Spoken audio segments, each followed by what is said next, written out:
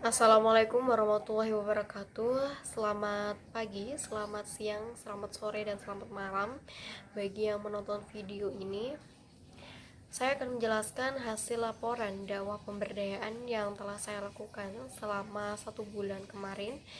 Untuk tema pemberdayaan, saya mengambil tema dakwah pemberdayaan perempuan, dan untuk judul programnya ada perempuan yang hebat berawal dari mindset yang cerdas melalui pendidikan dengan meningkatkan kualitas membaca buku di tengah kondisi pembelajaran online. Untuk alamat desa dampingan, saya melakukan dampingan pemberdayaan ini di Dukuh Karangsari Rejo, Desa Dena Sri Kulon, RT 2 RW 4, Kabupaten Batang.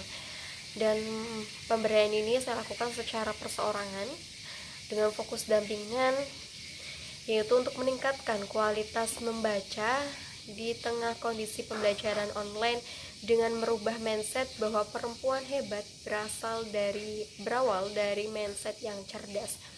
Kondisi umum dari wilayah ini sendiri yaitu Dena Sri Kulon adalah desa di Kecamatan Kabupaten Batang, Jawa Tengah, Indonesia dengan nomor kode pos 51216 dan kode administratif Indonesia 3325112011 serta kode desa di Indonesia 3325110017. Untuk jumlah penduduk di Desa Dena Sri Kulon mencapai 5.645 jiwa, dan desa ini berbatasan langsung dengan Desa Dena Sri Wetan yang berada di sebelah timurnya, Degayud atau Gamer yang berada di sebelah barat, dan Kasepuhan di sebelah selatan, serta di sebelah utaranya berbatasan langsung dengan pantai utara Laut Jawa.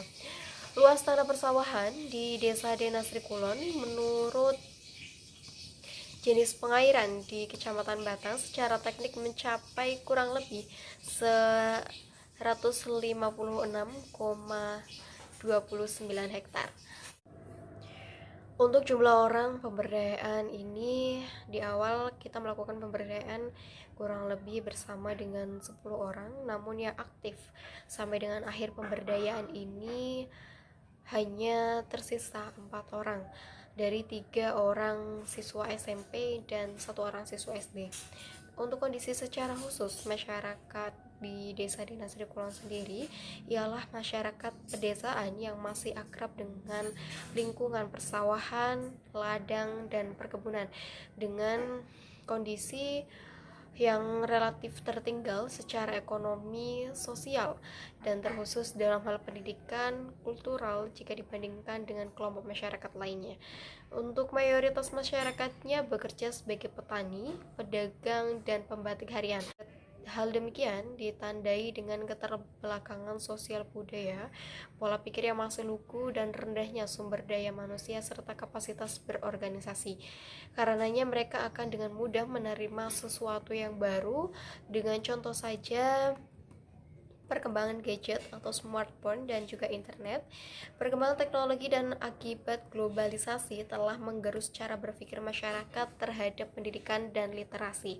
Dengan kondisi masyarakat yang demikian berdampak pada kesibukan orang tua dalam mencari rezeki.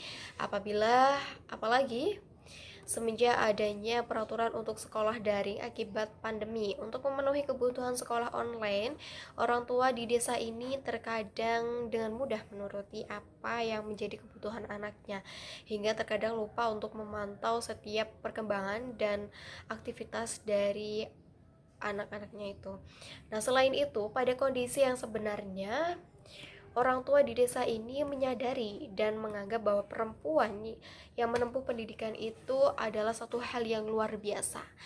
Namun, mindset mereka telah membawanya pada keterbelakangan anggapan yang dimana para orang tua menganggap seorang perempuan sebagai yang nantinya akan mengurus rumah tangga, yang harus mampu memasak, melayani suami dengan baik, mengurus anak, dan lain sebagainya.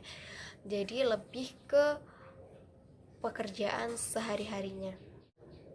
Hal demikianlah yang menghambat perempuan menimba ilmu lebih tinggi dan lebih memilih antara menikah muda atau bekerja di luar kota.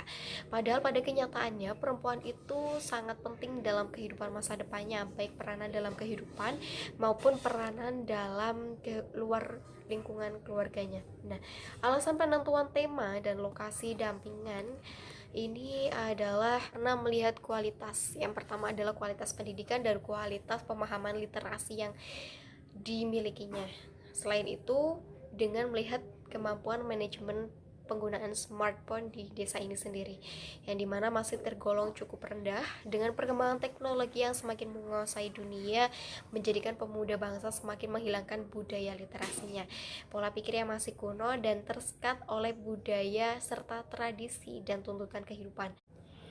Nah, dengan pemberdayaan yang dilakukan ini sangat mengharapkan bahwa agar dapat mendorong para perempuan di desa ini untuk tidak meninggalkan budaya literasinya dan mampu berpartisipasi secara kolektif dalam pembangunan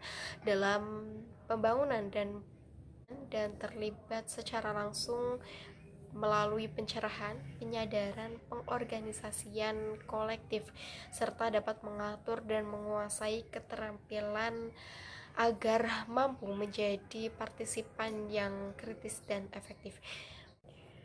Untuk kondisi dampingan, baik sesudah maupun sebelum dilakukan pemberdayaan ini, untuk yang sebelumnya seperti yang sudah saya jelaskan di awal terkait dengan pola pikir, terkait dengan kegiatan sehari-hari dan kondisi masyarakatnya sendiri, sebenarnya tidak menampik bahwa masyarakat di desa ini pada dasarnya memiliki kemampuan yang cerdas dan terampil dalam seni. Hal ini juga dapat dibuktikan dari para generasi perempuan mudanya yang juga masuk menjadi pemenang dalam ajang perlombaan membatik. Dan pada hakikatnya masyarakat di sini juga cukup sadar bahwa jika seorang perempuan yang menempuh pendidikan itu merupakan satu hal yang luar biasa.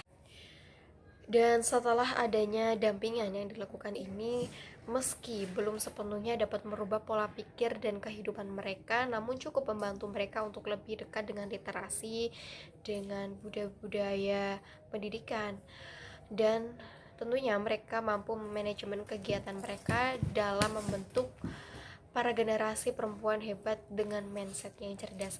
Saat ini mereka telah mampu dalam menciptakan kegiatan baru, memanajemen penggunaan smartphone, dan menjalin hubungan sosial yang baik, membangun desa dengan kegiatan positif dan dekat dengan literasi. Tidak jarang juga bagi mereka untuk sering berkumpul dan berdiskusi saat membuat tugas sekolah, dan dampingan ini juga mengajarkan kepada mereka untuk lebih mengutamakan membuka buku terlebih dahulu, untuk membacanya terlebih dahulu dibandingkan hanya mengandalkan akses internet yang telah disediakan.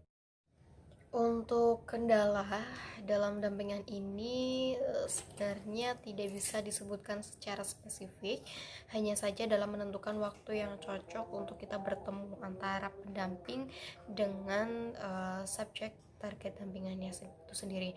Nah, karena kami tinggal di lingkungan yang sama, sehingga antar pendamping dan subjek target dampingan itu cukup saling mengetahui berbagai karakter, cara berpikir mereka dengan memberikan pemahaman, sharing, kemudian kita juga ngobrol-ngobrol secara perlahan, terus fokus terhadap target dampingan ini sehingga dapat berjalan lancar dan menghasilkan satu hal yang cukup bagi kehidupan mereka. Nah, untuk saran dampingan selanjutnya mungkin bisa lebih dilakukan dengan skala yang lebih besar lagi dan dengan penasaran serta pematangan konsep lagi. Kemudian melalui hiburan dan media pengalihan agar anak itu menjadi lebih fokus dalam memahami literasi yang dipilihnya itu. Seperti itu. Mungkin itu saja laporan pemberdayaan yang dapat saya sampaikan. Kurang lebihnya mohon maaf. Wassalamualaikum warahmatullahi wabarakatuh.